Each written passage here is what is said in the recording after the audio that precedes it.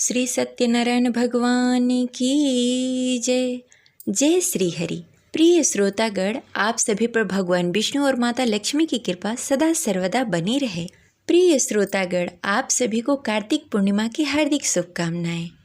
आज कार्तिक पूर्णिमा के शुभ अवसर पर चलिए सुनते हैं श्री सत्यनारायण व्रत कथा। तो प्रेम से बोलिए लक्ष्मी नारायण की जय।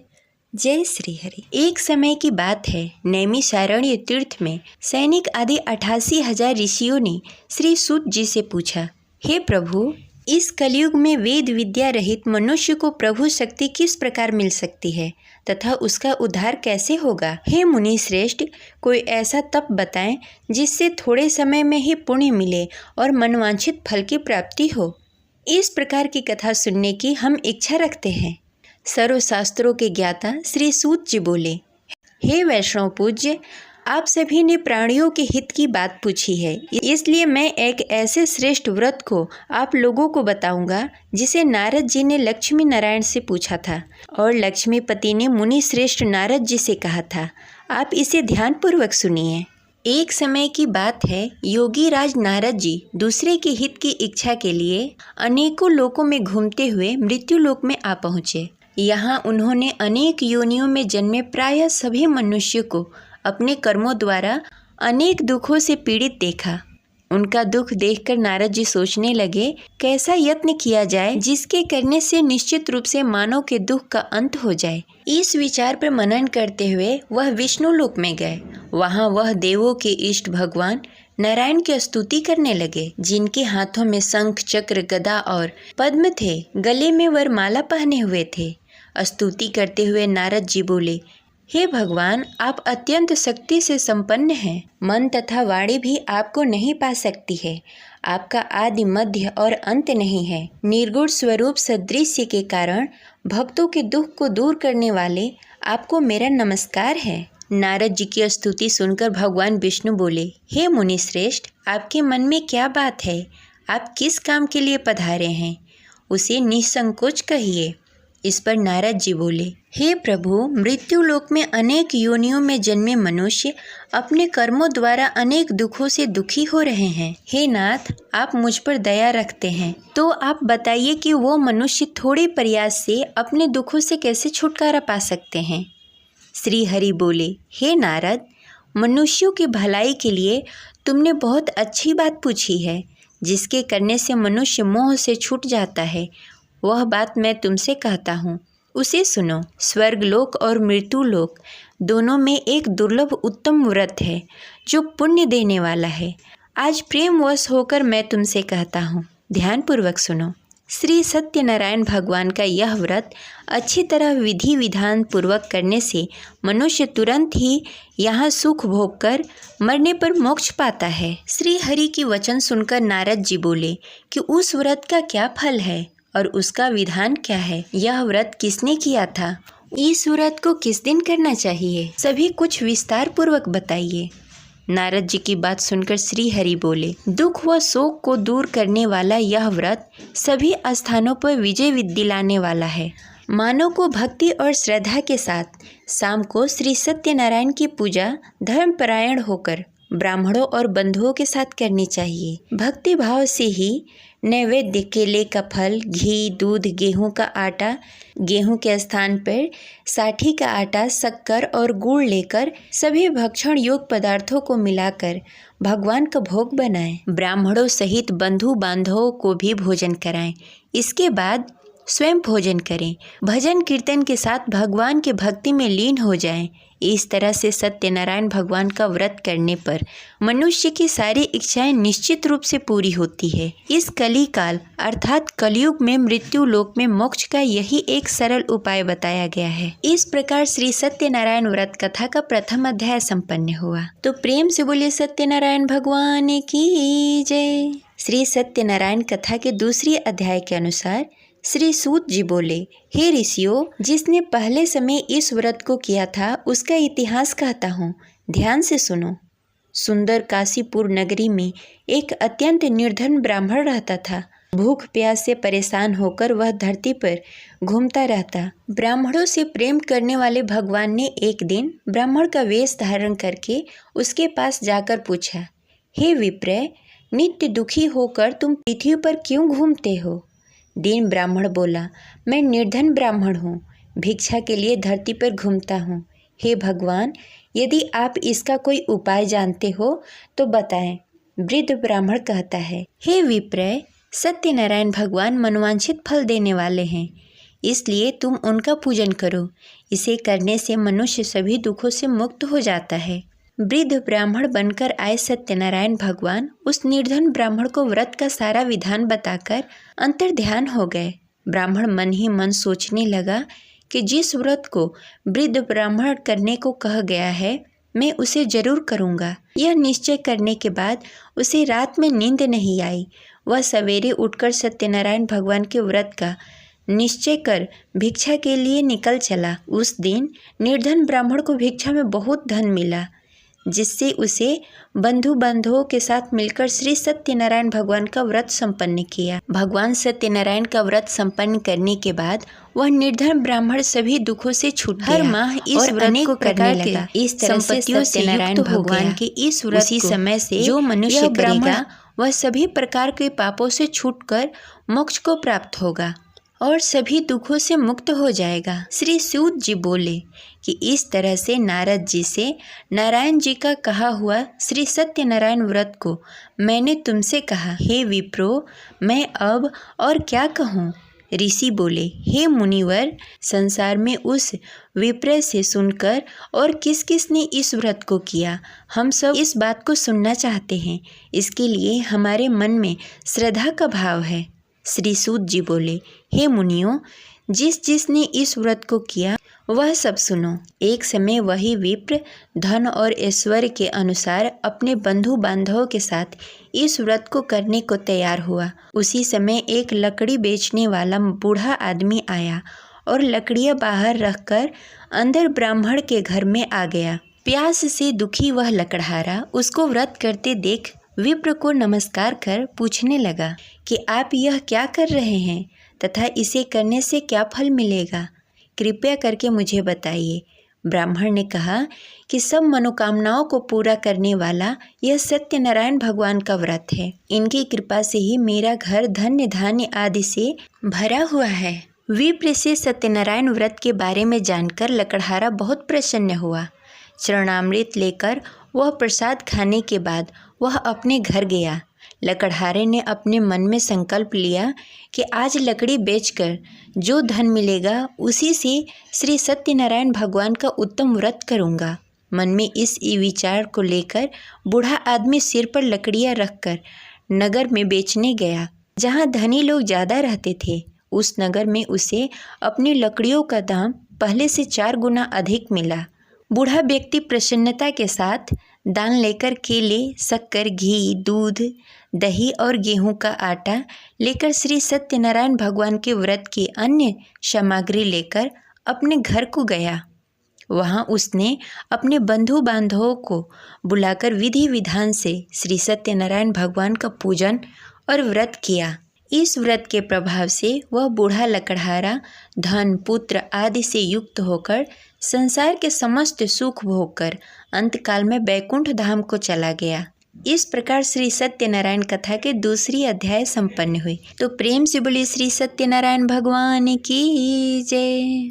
सत्यनारायण व्रत कथा के तीसरे अध्याय के अनुसार श्री सूत जी बोले, हे मुनि श्रेष्ठों, अब आगे की कथा कहता हूँ। पहले समय में उल्कामुख नामक एक बुद्धिमान राजा था। वह सत्यवक्ता और जितेंद्रिय था। प्रतिदिन देव स्थान पर जाकर और निर्धनों को धन देकर उसके कष्ट दूर करता था।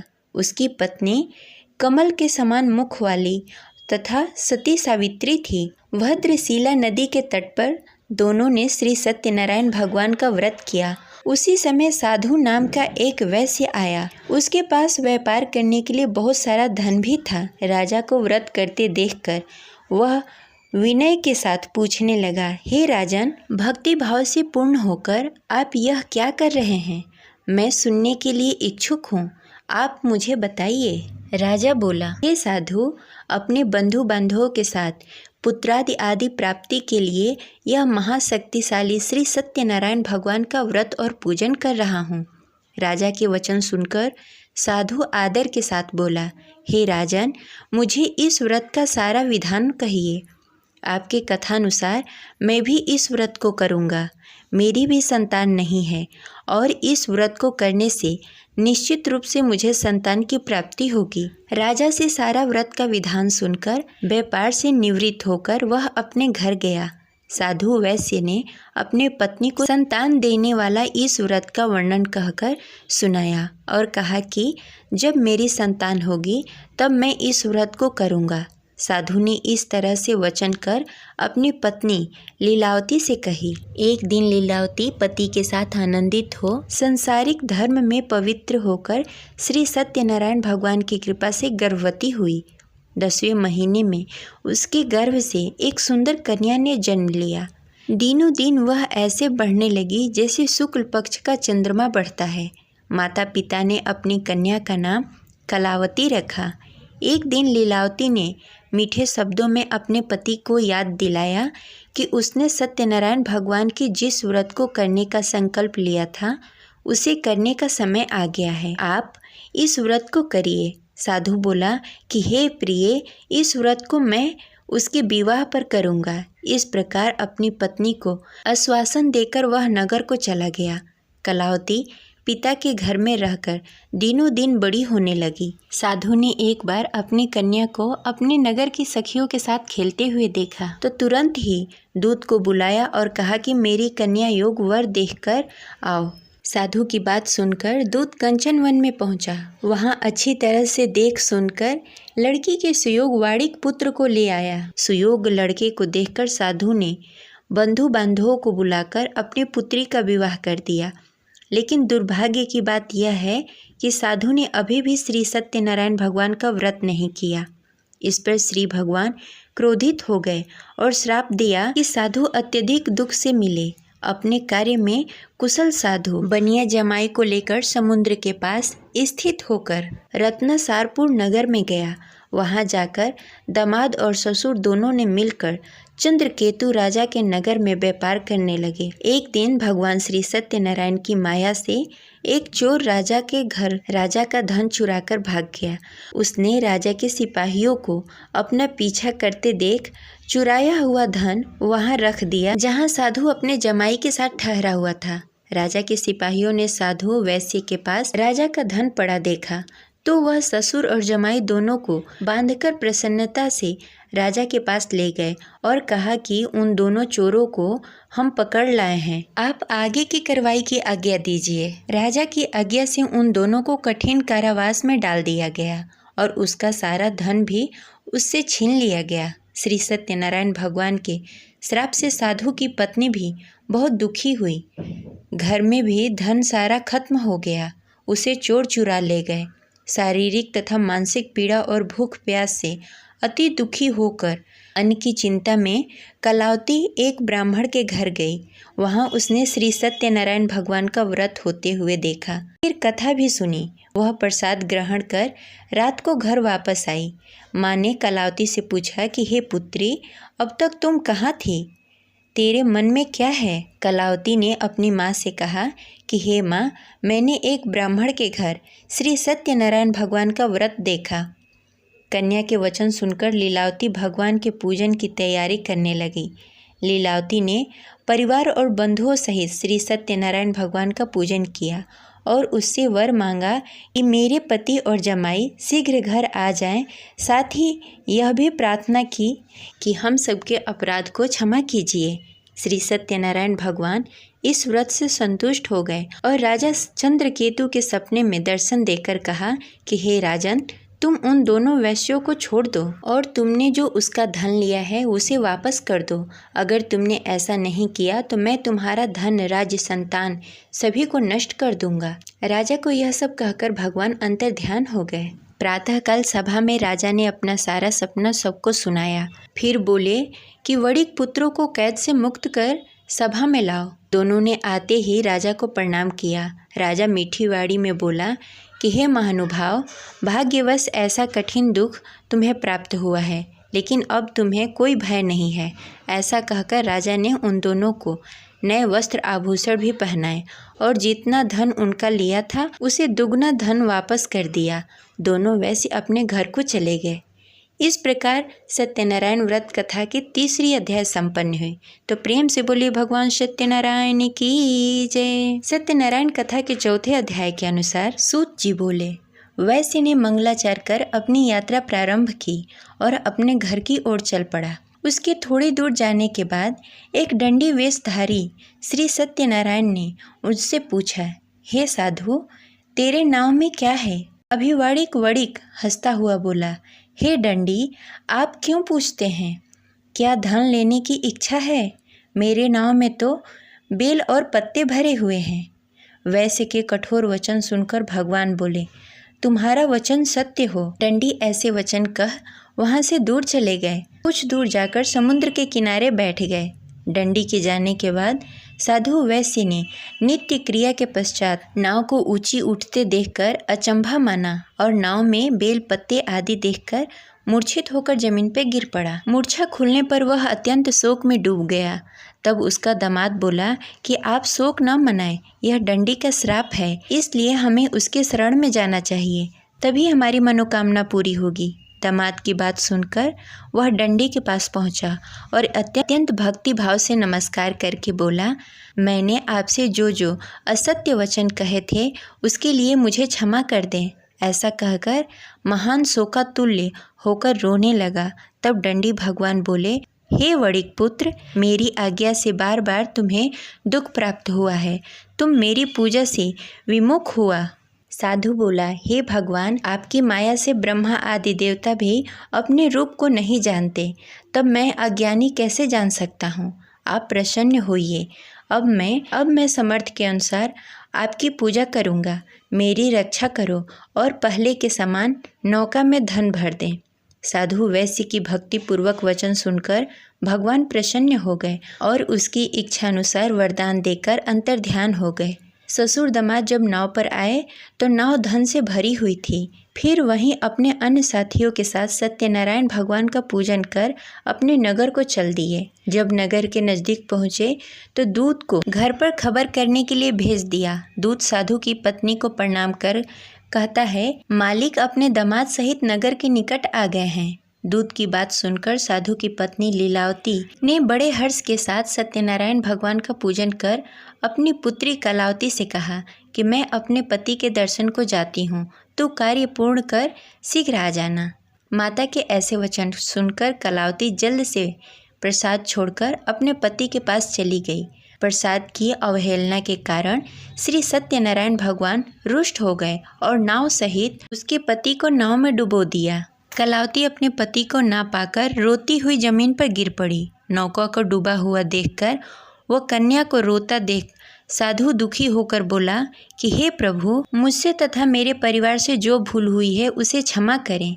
साधु की दीन वचन सुनकर श्री सत्यनारायण भगवान प्रसन्न हो गए और आकाशवाणी हुई, हे साधु, तेरी कन्या मेरी प्रसाद को छोड़कर आई है, इसलिए उसका पति अदृश्य हो गया है। यदि घर जाकर प्रसाद खाकर लौटती है तो उसे उसका पति अवश्य मिलेगा। ऐसी आकाशवाणी सुनकर कलावती घर पहुंचकर प्रसाद ग्रहण करती है और फिर आकर अपने पति के दर्शन करती है। उसके बाद साधु अपने बंधु बांधवों के सहित श्री सत्यनारायण भगवान की विधि विधान से पूजा करता है तथा इस लोक से सुख भोग कर अंत में स्वर्ग को जाता है। इस प्रकार सत्यनारायण व्रत कथा की चतुर्थ अध्याय संपन्न हुई। प्रेम से बोले श्री सत्यनारायण भगवान की जय। श्री सत्यनारायण भगवान के पंचम अध्याय के अनुसार श्री सूत जी बोले, हे ऋषियों, मैं और भी एक कथा सुनाता हूँ, उसे ध्यान पूर्वक सुनो। प्रजा पालन में लीन तुंग ध्वज नामक एक राजा था। उसने भी भगवान का प्रसाद त्याग कर बहुत दुख सहन किया। एक बार वन में जाकर वन्य पशुओं को मारकर वह बड़ के पेड़ के नीचे आया। वहाँ उसने ग्वालों को भक्ति भाव से अपने बंधुओं के सहित सत्यनारायण भगवान का पूजन करते देखा अभिमानवश राजा ने उन्हें देखकर भी पूजा स्थान में नहीं गया, न ही उसने भगवान को नमस्कार किया। ग्वालों ने राजा को प्रसाद दिया, लेकिन उसने वह प्रसाद नहीं खाया और प्रसाद को वहीं छोड़कर अपने नगर को चला आया। जब वह नगर में पहुंचा तो वहां सब कुछ तहस नहस हो गया था। वह शीघ्र ही समझ गया कि यह सब भगवान ने ही किया है। वह दोबारा ग्वालों के पास पहुंचा और विधि पूर्वक पूजा कर प्रसाद खाया और श्री सत्यनारायण भगवान की कृपा से सब कुछ पहले की जैसा हो गया। दीर्घकाल तक सुख भोगने के बाद मरणों उपरांत उसे स्वर्गलोक की प्राप्ति हुई। जो मनुष्य परम दुर्लभ इस व्रत को करेगा, वह श्री सत्यनारायण भगवान के अनुकंपा से उसे धन्य धान्य की प्राप्ति होगी, निर्धन धनी हो जाएगा और भय मुक्त होकर जीवन जीता रहेगा। संतानहीन मनुष्य को संतान सुख मिलेगा और सारी मनोकामनाएं पूर्ण होगी। मानव अंत काल में बैकुंठ धाम को जाएगा। श्री सूत जी बोले, जिन्होंने पहले इस व्रत को किया है, अब उसके दूसरे जन्म की कथा कहता हूँ। वृद्ध सतानंद ब्राह्मण ने सुदामा का जन्म लेकर मोक्ष की प्राप्ति की। लकड़हारे ने अगले जन्म में निषाद बनकर मोक्ष प्राप्त किया। उल्का मुख नामक राजा दशरथ होकर बैकुंठ को गए।